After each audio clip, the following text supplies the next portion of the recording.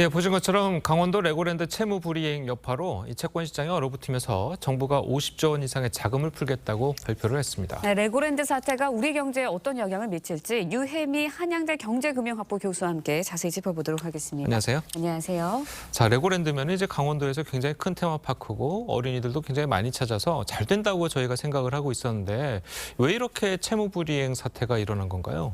예, 이 사태가 어떻게 일어났는지에 대해서 이제 간략하게 좀 개요를 말씀드리겠는데요. 예. 이 레고랜드 사업을 이제 담당하는 강원 중도개발공사라는 이제 기관이 있습니다. 예. 이 기관에서 이제 레고랜드 건설 자금을 이제 조달하기 위해서 2,050억 원 규모로 자산 유동화 기업 어음이라는 것을 발행을 했는데요. 예.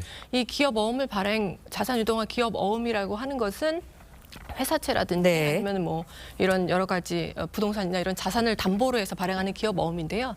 대체로 이제 만기가 조금 짧고 금리가 좀 낮아서 기업들이 많이 활용을 하는 방법입니다. 네. 그런데 이 자산 유동화 기업 어음이 만기가 지난 29일에 도래를 했는데 지금 이 강원 중도개발공사에서 상환을 못했어요, 원금을. 그런데 이게 이제 강원도에서 지급 보증을 한 자금이거든요. 그렇죠. 네. 그런데 강원도에서도 지금 지급 보증 의사를 철회를 하고 오히려 회생 처리를 하겠다라고 하면서 지난 6일에 네. 그 이제 자산유동화 기업 어음이 최종 부도 처리가 된 것입니다. 네.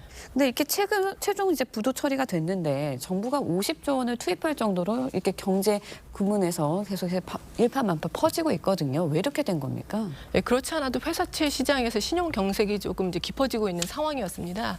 지금 이제 회사채 시장에서 기준금리가 계속 올라가다 보니까 네. 시장 금리가 이제 올라가고 있었는데 지금 이 레고랜드 사태 여파로 지금 아주 우량한 채권들도 팔리지가 않고 있는 상황이고요. 지난 3분기에 지금 A 등급의 우량한 이제 회사들도 기업들도 회사채를 발행했는데 매각되지 않은 것이 58%에 예. 달하거든요. 그리고 한전채 같은 경우도 아주 특급 우량채로 꼽히는데 최근에 이제 그 회사채 발행, 그 한전채 발행이 실패로 돌아갔습니다.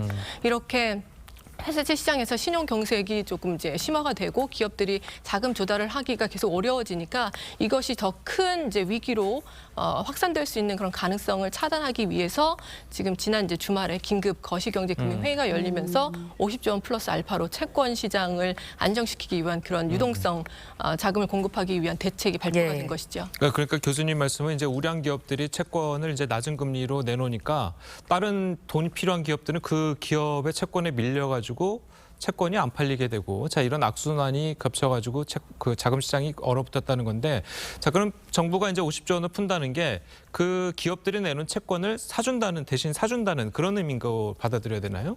그런 지원들도 이제 포함이 되어 있고요. 지금 예. 10조 원 플러스 알파에 이제 여러 항목들이 포함되어 있는데 대체로 이제 20조 원 규모의 채권 시장 안정 펀드를 조성을 해서 예. 이제 기업 어음이나 회사채를 사주는 것도 포함되어 있고요.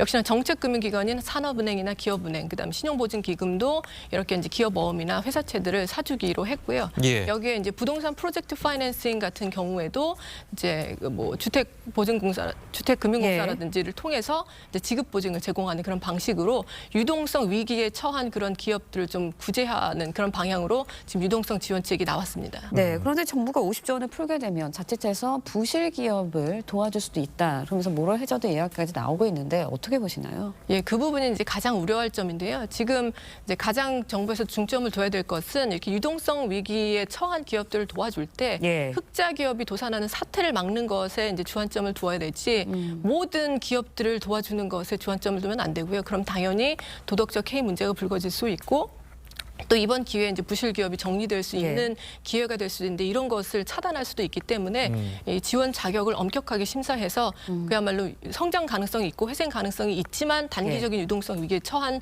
그런 기업 위주로 지원을 해야 되겠습니다. 어쨌든 뭐 정부 입장은 뭐 대규모 예전처럼 이제 대규모 그 기업 부도 사태를 막겠다는 것 같긴 한데 어쨌든 뭐 기업에서는 뭐 이런 50조 원 예상보다 좀 큰 규모의 이제 그 규모의 지원에 대해서 상당히 좀 반기는 분위기, 어떻게 보면 좀 반색하는 분위기인 것 같거든요. 좀 어떻게 보셨습니까? 예, 그렇습니다. 지금 내년 상반기에 만기가 돌아오는 회사채가 한 네. 68조 원 정도 그러니까요. 되거든요. 그런데 이제 50조 원 플러스 알파의 기금을 조성을 해서 이걸 가지고 이제 유동성 위기에 처한 기업들을 이제 지원을 하기 때문에 이런 부분들이 기업으로서는 상당히 이제 반가운 소식일 수가 있겠습니다. 네, 정부 이제 막대한 자금을 풀면 그간의 금리를 인상하면서 돈줄을 재운 한국은행 기조와는 좀 달라지는 것 같은데 어떻습니까? 예, 이런 부분이 이제 가장 우려스러운 부분인데요. 지금 인플레이션에 대응하기 위해서 지금 굉장히 강력한 예. 긴축 정책을 이제 통화 정책을 이어오고 있는데 지금 이것은 유동성을 회수하는 그런 단계를 지연시키는 그런 효과가 있기 때문에 사실 인플레이션 대응하는 측면에서는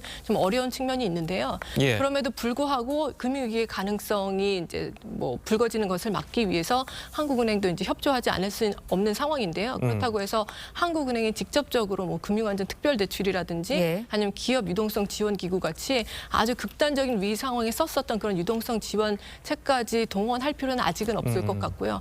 하지만 아주 이제 핀셋 지원으로 유동성 위기가 극심한 그러나 이제 흑자 기업인 경우에 한해서 유동성 지원이 필요할 것 같습니다. 그렇다면 네. 이제 한국은행이 이렇게 정부가 발맞추기 위해서 기준금리를 예상보다 좀 낮게 올릴 수도 있을까요? 아니면 뭐 그 고정한다거나 아니면 원래 자이언트 스텝을 하려고 하다가 베이비 스텝을 한다거나 자, 그럴 가능성도 있을까요? 아직까지는 그럴 가능성은 크지 않아 보입니다. 어저께 이 긴급 거시 금융경제 회의에 참여했었던 이창용 총재도 그런 질문에 대해서 대답을 했는데요. 예. 아직 그 다음 통화 정책과 관련된 여러 가지 전제 조건이 거시적으로는 변하지 않았다고 얘기를 했고요. 아무래도 인플레이션에 대응하겠다는 통화 정책의 이제 긴축적인 정책의 의지를 계속해서 가져가는 것이 기대 인플레이션을 잡는 데도 중요하기 때문에 한국은행으로서는 현재 상황이 정말 금융위기로 확산될 수 있는 아주 강한 가능성을 보지 않는 한 그런 가능성은 저는 고려하고 있지 않습니다. 그러니까 교수님께서는 금융위기처럼은 되지 않을 것이다 이렇게 보는 예, 거죠. 그렇게 보고 있습니다. 알겠습니다. 자, 오늘 교수님 말씀은 여기까지 듣겠습니다. 잘 들었습니다. 고맙습니다.